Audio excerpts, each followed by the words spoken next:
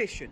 The world's fifth largest auto market, India, has announced that it will stop selling petrol and diesel cars by 2030. This is part of the Modi-led government's vision for a renewable energy revolution.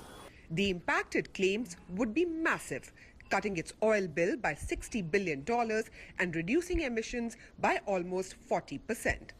India sold 3 million passenger cars in the financial year 2016-2017, but only 22,000 were electric vehicles. This electric car revolution would require a massive push. Anand Mahindra, chairman of the Mahindra Group, is a man with his eyes on the future. His company is the only manufacturer of electric cars in India so far. The fact that in the next 13 years, India is to have only electric cars gives him the first mover advantage. I think it's time India got too ambitious. The problem with India has been that we have lacked ambition. So I'm never going to fault anyone for coming up with a deadline that critics say is not reachable. The numbers are low. Mahindra & Mahindra has a capacity of 2,000 electric cars a month. This year, it will increase to 5,000.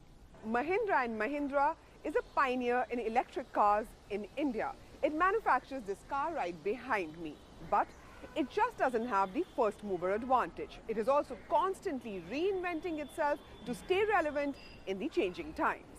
The company has also announced a plan to set up a new facility to make battery packs. The volumes are low at this point for a variety of reasons, including the lack of infrastructure and other reasons like that, battery costs, price being too high. But the government has recently announced that they have a target, an aspirational target, that by the year 2030, all cars in India will be electric.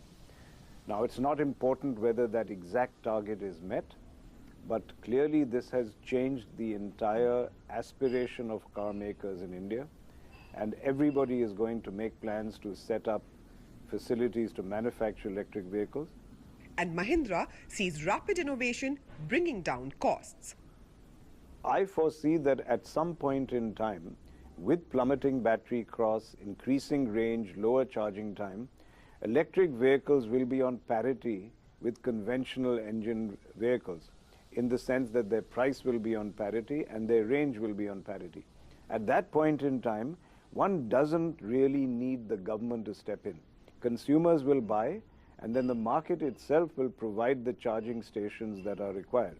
It is only in the transition period, in the interim period, that we do look to the government to increase the popularity of cars by providing subsidies for electric vehicles and by providing charging stations to the extent possible.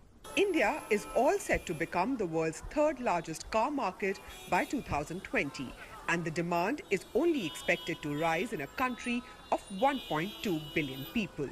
Many companies are now planning to enter the Indian market to fill up a space that massive electric car demand will create, including Tesla. We welcome competition. We think competition should come in.